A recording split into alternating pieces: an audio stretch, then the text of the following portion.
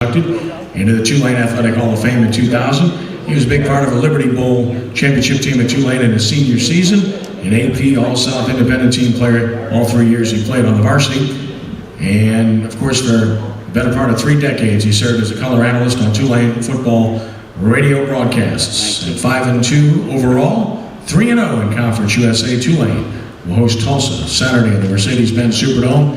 And please give a warm quarterback club welcome to our good friend, best State Farm agent around, Steve Barrios. Steve.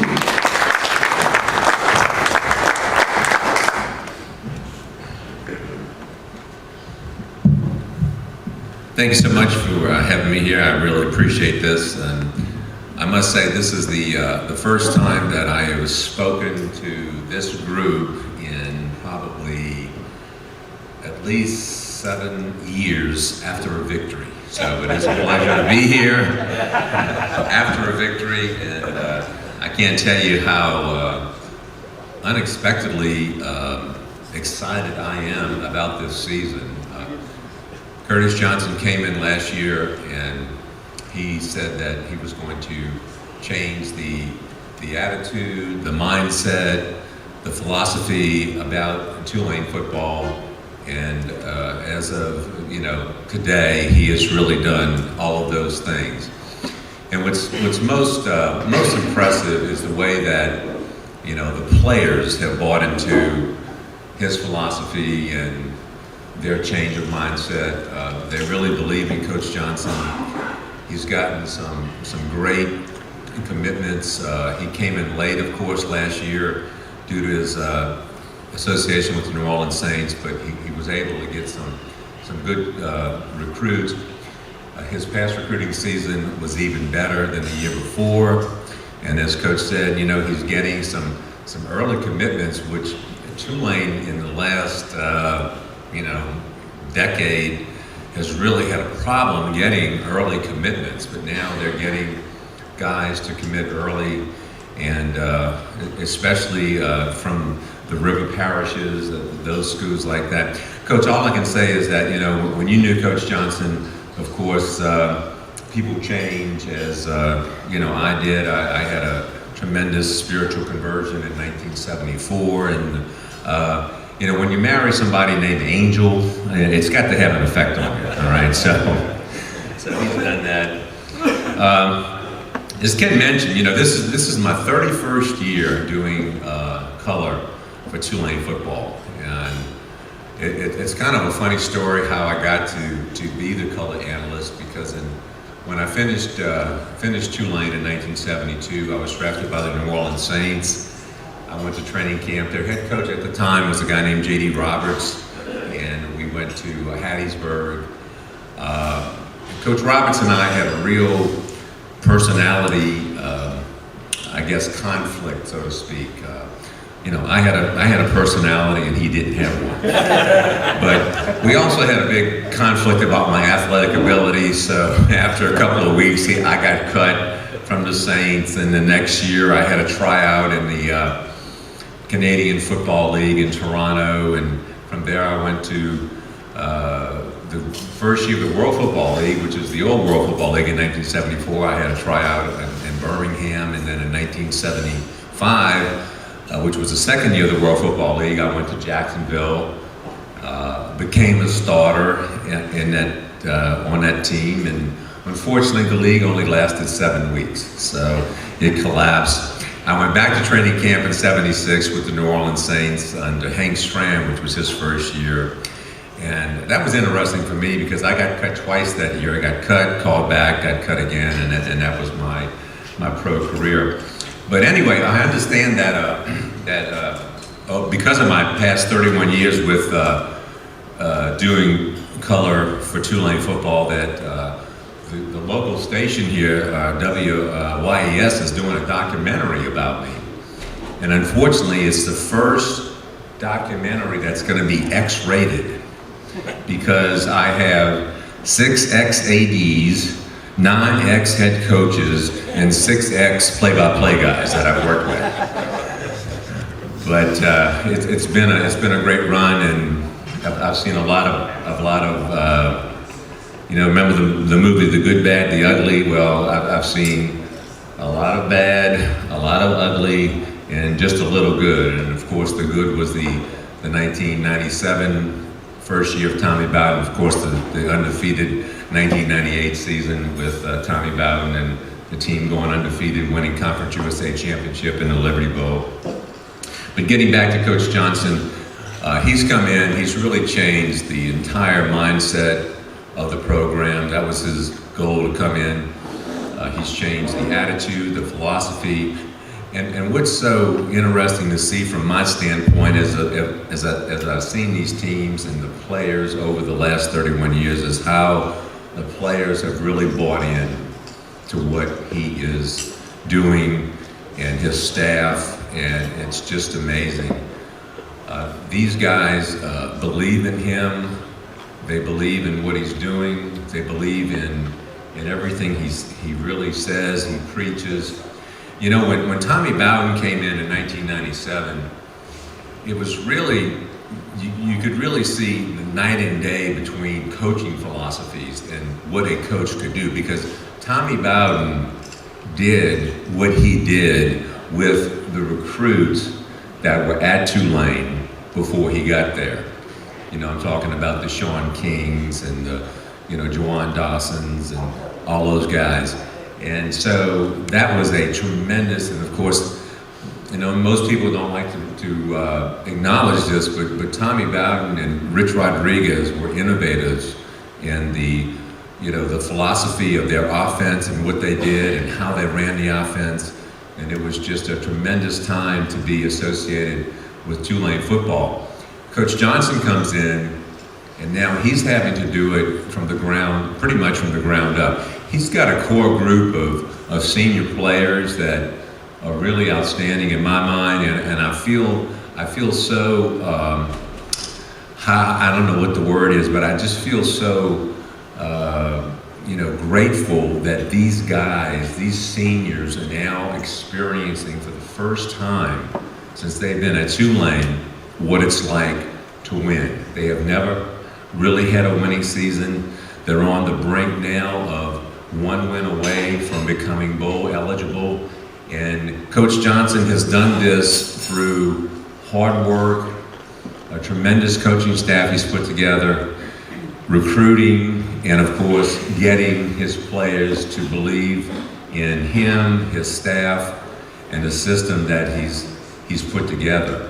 And when I talk about, the seniors, some of the guys that just come to mind, of course, are, Santos, Ryan Grant, Julius Wormsley, guys like that have just suffered through so many losing seasons, and now they're on the brink of experiencing something that they've never experienced before, and it's just tremendously exciting to see that.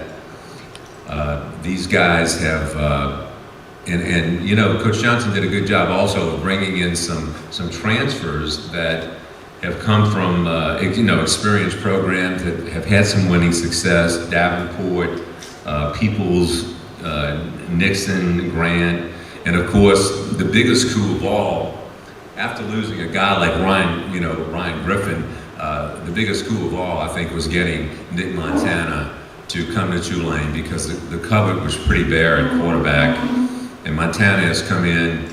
He's really filled the void that Tulane didn't have to fill, pretty much, and so he's come in. And I've been so impressed with the play of Nick Montana. This kid, of course, when you come in and you put on your jersey and you got the back of your name, it says Montana. I mean, people just expect so much out of this kid, but he has shown me, and I'm going back to a couple of games, and especially I think the Syracuse game more than any other.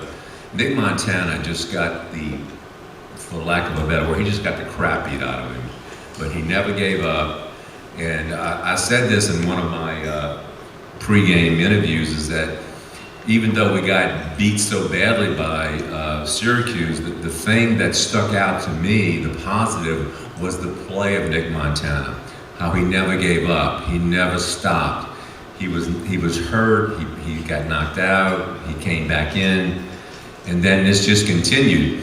And then we fast forward to the North Texas game, and of course he was injured. He made a run to pick up a first down, and he got tagged, and it injured his right shoulder. And he went out, he came back in, and he led the team to on that drive that allowed, Cairo Santos to kick his first game-winning field goal of his career. But he played that entire drive in tremendous pain and hurt. So it was really something to see.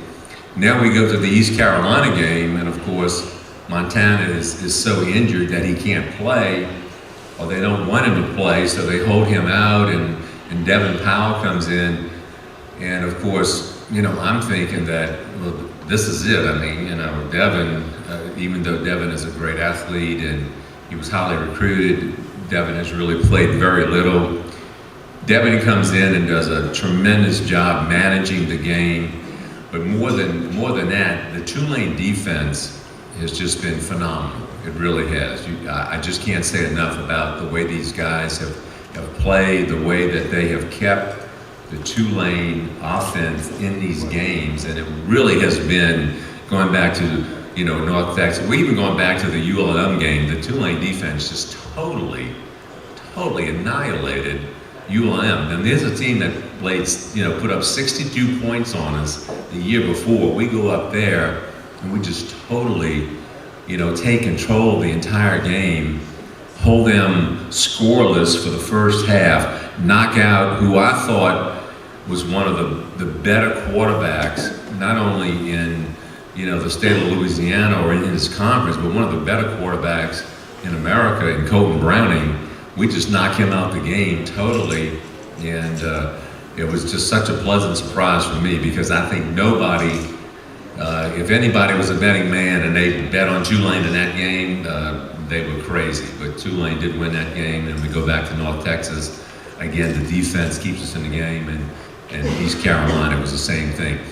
With the North Texas game and the East Carolina game, we had held our opponents to no touchdowns, all right, in the first two halves of the game. In fact, East Carolina didn't score a touchdown until a minute and I think 49 seconds left to play in regulation. And I was talking to Billy Duncan coming in, and I said, what's happening now to Tulane is the reverse of what's happened to us for the last, 10, 15 years.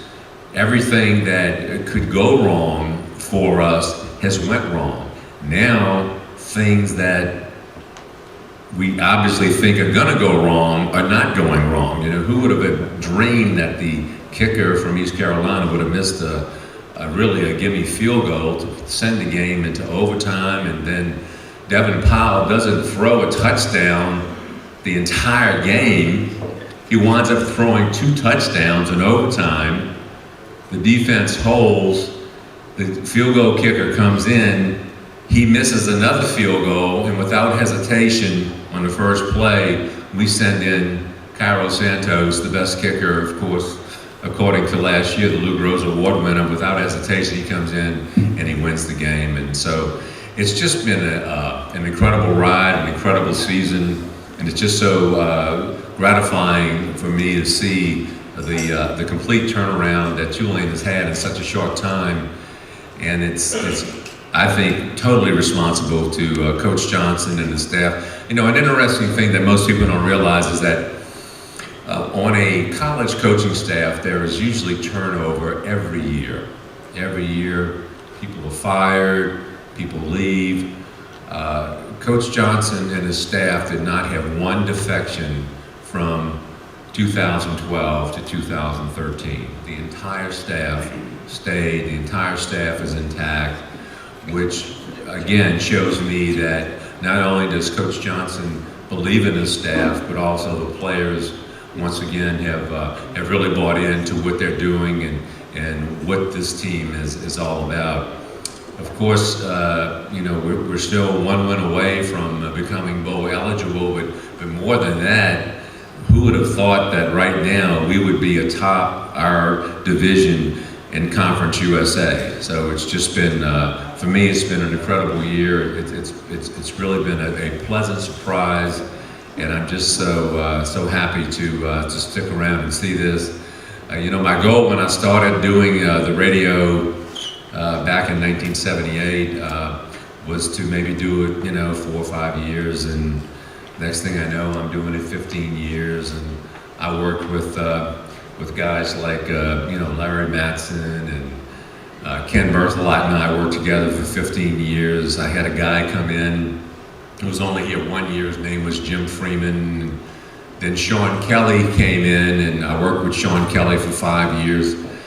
And that's a funny story because Sean liked me so much as a person. He asked me to do basketball, and I had never done basketball. I mean, what do I know about basketball? My son played on 2 state championship teams at Archbishop Shore, so that was my extent. But Sean wanted me to do basketball, and I did basketball with Sean for 5 years, which was very exciting for me and interesting. And of course, Sean has gone on to become the voice of the New Orleans Pelicans. But it's just been a great ride for me, and this year has just been incredible. And I'm looking forward to so many good things coming down the road. I'm looking for number 1, for us to become bowl eligible. Number 2, I'm looking for us to get to possibly that Conference USA championship game, and then we'll see what kind of bowl we go to. Okay, I'm going to be like a politician now. I'm going to say I will take any questions. Now, notice my phrasing. Okay, I said I will take any questions. I didn't say I would answer, but I will take any questions. All right. Steve, what makes you think that we'll be as good next year? For all the years that we've had, we've always had one good year, and then we drop off the face of the map. What do you see? We got a lot of good seniors in Darkward, Grant. Once we lose those guys, what do you see next year? Well, what I see is the number of young players that are playing right now and contributing. One guy that just sticks out of my mind is Nico Marley. This kid was not recruited highly by anybody, but he's a football player. He is tremendous. He's all over the place. The freshman we have playing defensive tackle, Small, he's outstanding. The recruits that we have gotten in and the commitments that we have gotten in, and then again, Montana's going to be back next year, but as far as quarterbacks go, we have Tanner Lee waiting in the wings. And when you see quarterbacks, you can tell that they may be good, they may be this, they have a strong arm, but there's very few quarterbacks that I like to refer to as having the it factor. Tanner Lee is it. Okay, he is the future of Tulane's quarterbacking situation. So I feel very excited about the future of Tulane football.